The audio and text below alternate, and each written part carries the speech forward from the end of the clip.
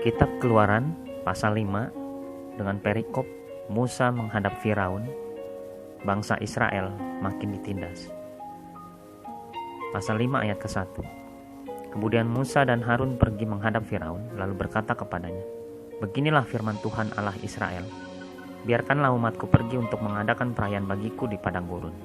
Kedua, tetapi Firaun berkata, "Siapakah Tuhan itu yang harus kudengarkan firman-Nya untuk membiarkan orang Israel pergi?" Tanda tanya. "Tidak kenal aku Tuhan itu, dan tidak juga aku akan membiarkan orang Israel pergi." Ketiga, lalu kata mereka, "Allah orang Ibrani telah menemui kami.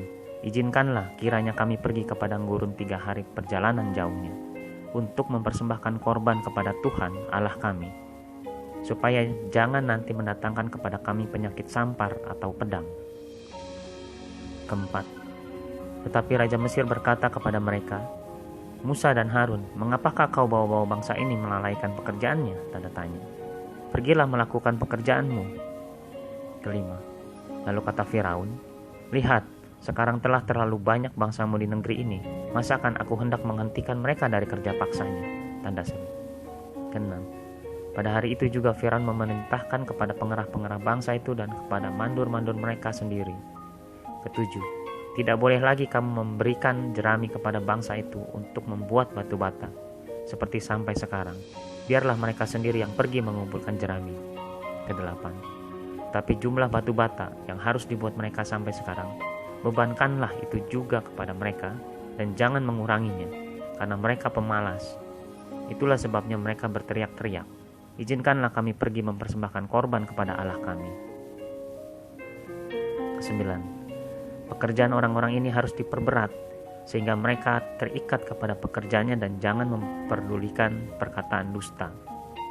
Kesepuluh, maka kata pengerah bangsa itu dan para mandurnya pergi dan berkata kepada mereka, "Beginilah kata Firaun, aku tidak memberi jerami lagi kepadamu."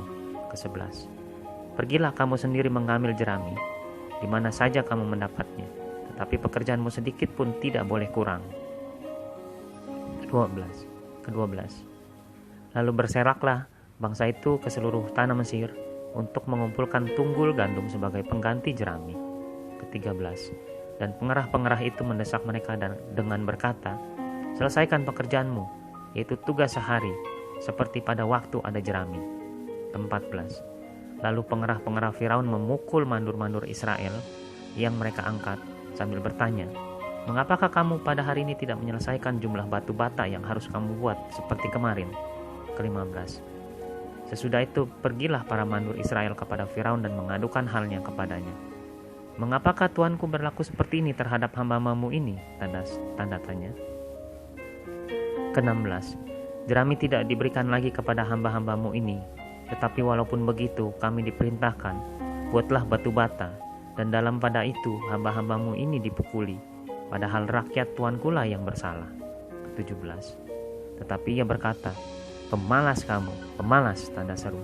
"Itulah sebabnya kamu berkata, izinkanlah kami pergi mempersembahkan korban kepada Tuhan." Tanda seru. Ke-18, jadi sekarang pergilah bekerja. Tanda seru. Jerami tidak akan diberikan lagi kepadamu, tetapi jumlah batu bata yang sama harus kamu serahkan.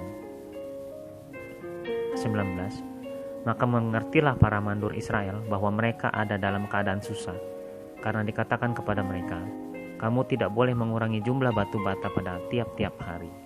Ke-20, waktu mereka meninggalkan Firaun, berjumpalah mereka dengan Musa dan Harun yang sedang menantikan mereka. Ke-21, lalu mereka berkata kepada keduanya, "Kiranya Tuhan memperhatikan perbuatanmu dan menghukumkan kamu, karena kamu telah membusukkan nama kami kepada Firaun dan hamba-hambanya, dan dengan demikian kamu telah memberikan pisau kepada mereka untuk membunuh kami."